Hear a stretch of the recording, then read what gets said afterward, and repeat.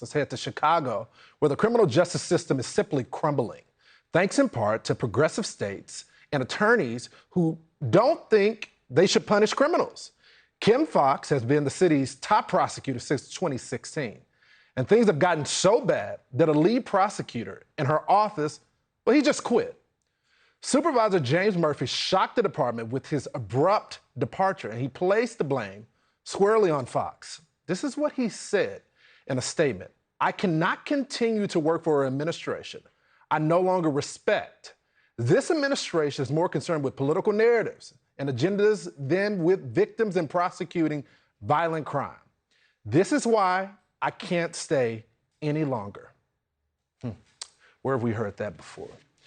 Joining me now, somebody that knows this all too well, Fox News analyst Gianno Caldwell, a friend and our colleague. Brother, you continue to grieve the death of your brother. The killer is still at large. When you heard that prosecutors are now quitting her office, what was your reaction? Well, first and foremost, I'm not surprised, and I want to thank you, Lawrence. You have been a great resource to me during my fight for justice, Sean Hannity as well, and our entire Fox News family. So thank you so much. You were with me on the day of my brother's funeral, so I just want to thank you from the bottom of my heart for having me. Now, I'm not surprised that this soft-on-crime prosecutor, Kim Foxx, is being called out by her former staff for what she really is, which is a poison pill to the judiciary system in Illinois. And I'm very disappointed with what I've seen from the county prosecutor's office. I've been talking about this for a long time. I have a documentary on Fox Nation called The New Battle for Chicago. Nancy Grace and I recently sat out and had a long conversation, which I encourage people to check out on Fox Nation, about what the county prosecutor has been, which is an absolute failure for the people in which she was elected to serve. We've seen her drop 25,000 felony cases, including rape and murder. We've seen even the mayor, Lori Lightfoot, and the superintendent of police, Superintendent Brown, bash Kim Foxx for not taking up cases that the Chicago police has provided to her to prosecute.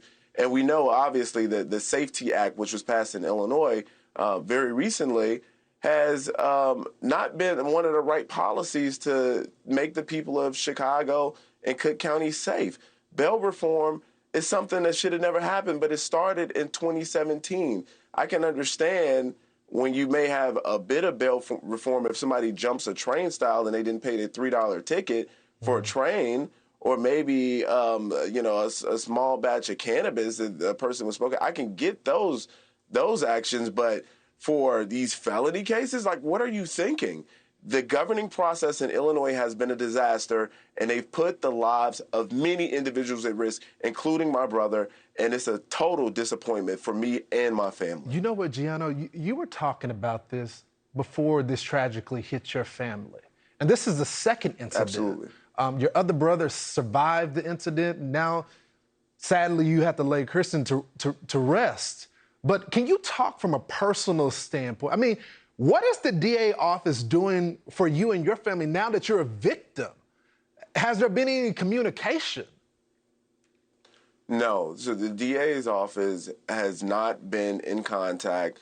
They're saying, hey, the police needs to provide us with something prosecutable for us to take any action. But I've seen for myself what that looks like with the DA's office. When the former prosecutor mentions political narratives, he's absolutely correct. We saw how Kim Foxx moved for Jussie Smollett, but the victims in the city of Chicago don't get that kind of attention, Lawrence. They don't get someone who's going to be actively involved because they're not quote unquote celebrities. If my younger brother, if I wasn't attached to him, he would not be a priority for those that work in the city of Chicago. No one would care. And there's so many people who do not get any consideration, whether it be from the county prosecutor's office or what we saw last year being the deadliest year in the quarter of a century in the state, in the city of Chicago, I should say. Whereas out of all the crime committed in the city of Chicago, only 12% of those crimes led to an arrest. There are people who are screaming out for help. Sure. They're begging. They're desperate. I'm desperate for justice for my baby brother. And I'm going to tell you, I will be that voice for those individuals. Yeah. This is a very personal fight for me, and it doesn't end with Christian.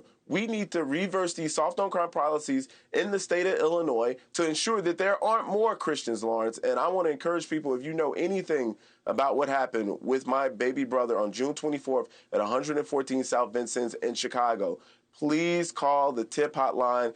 Please call the TIP hotline, which is the Chicago Police. If you don't feel comfortable reaching out to the police, DM me on Instagram. It's right there at the bottom. If you don't feel comfortable reaching out to the police, at the bottom of the screen. Thank you, Lars. If you don't feel comfortable reaching out to the police, reach out to me on Instagram, Twitter, Facebook, whatever. We just want justice for Christian and the many other victims of senseless violence in the city of Chicago, Lawrence. Gianno Caldwell, we continue to pray for you, brother. Tip line at the bottom of the screen. Any information, please call that tip line. Praying for you, brother.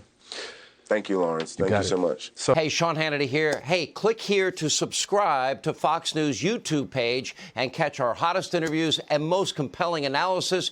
You will not get it anywhere else.